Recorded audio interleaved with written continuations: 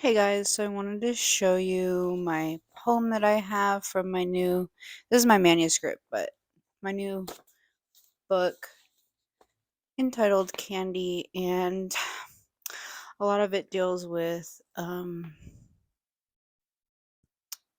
trigger warning, SADV, and death, and also the 90s and childhood and being a kid and trauma and all that. But the poem I wanted to share today is called I Want Candy, and it's about Aaron Carter. When I was around 7 years old, around 9/11, a new kid took over Nickelodeon. He was the younger brother of a guy from the Backstreet Boys, who I never listened to. He did the songs in the Jimmy Neutron movie, was all over the Kids' Choice Awards, and even starred in the Lizzie McGuire Christmas special. This kid was my first celebrity crush. That's an old song, from the 80s, my mom told me when she got me his CD. She was talking about the single. I am 27 years old now, and Aaron Carter was just found dead in his bathtub, like Jim Morrison. The whirlpool jet still going when he was found. The water was said to be an unnatural coloring. I know it because around 10 different people sent me the news story.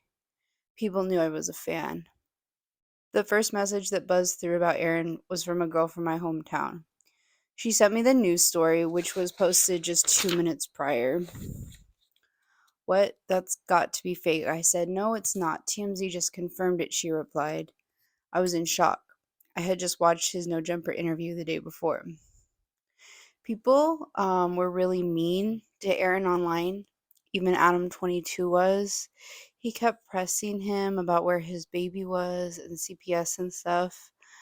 And while I'm sure Aaron was prepared that Adam22 was going to ask him those questions, I'm sure that he wasn't prepared for how the questions were going to make him feel. I had also just watched Aaron's Instagram live a day or two before. I watched his lives a lot, mostly on my break while at work, or before I'd clock in. I'd pop in, type hi. One time I typed, "Hey Aaron, I just want to let you know how much you meant to me in my childhood." I'm not lying when I say that this man read my comment, turned off the music he was listening to, looked dead into the camera, and said, "I just want you to know how much you all mean to me today, every single one of you," and then turned the music back on. It sounds fake, but it's not. I would not make something like that up. On the LA News the night that he died, the cameras showed his house in Lancaster, the yellow police tape, his RV he had been renting out for Airbnb parked outside, a sold sign on the lawn. He was in the process of moving. The neighborhood was too suburban, he had said on No Jumper. He wanted to leave California. He wanted to get his guns back.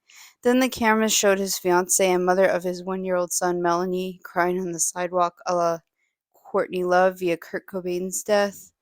The Sun published the pictures of her: teal Juicy Couture tracksuit, Jackie O sunglasses, baby blue nails, diamond ring. Vlad TV on YouTube uploaded a nearly 2-hour video of Aaron telling his life story, giving him piece by piece from being a punk kid in Florida to being a bona fide kid pop star to being on Broadway to being washed up, mugshot on TMZ to being a rapper and then a father. He talked about his problems with his brother, and then they brought Melanie out. She sat next to him, so much filler and plastic shoved in her face. The kid starred a trophy wife to dead in a bathtub pipeline. I looked up the song the other day. I listened to it a lot. Always prefer Aaron's version, but wanted to know more about it. The version from the 80s, a new wave version, was not the first version. The first version of the song is from the 60s by a band called The Strangeloves. It had a Bo Diddley type beat. It was written about a woman named Candy, who was a dancer in the old surf movies. I played it. It sounded like how Santa Cruz feels. Then I played the new wave version, which was subpar, and then I played Aaron's version, and then I held my head in my hands and I sobbed in between my fingers. On Instagram that night, everybody posted about Aaron's death. Everyone that was from my generation, anyways. I saw a post pop up on my For You page. It was from a Nickelodeon fan account. It It was a picture of Aaron without his face tattoos. It read, "Hey guys, we actually have some sad news to tell you about today. Aaron Carter has passed away. He was 35 years old. He made a lot of us happy growing up. He will be missed."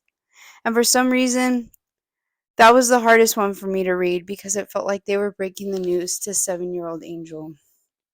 Aaron Carter's last days were spent on TikTok talking to Heidi's man from the hills.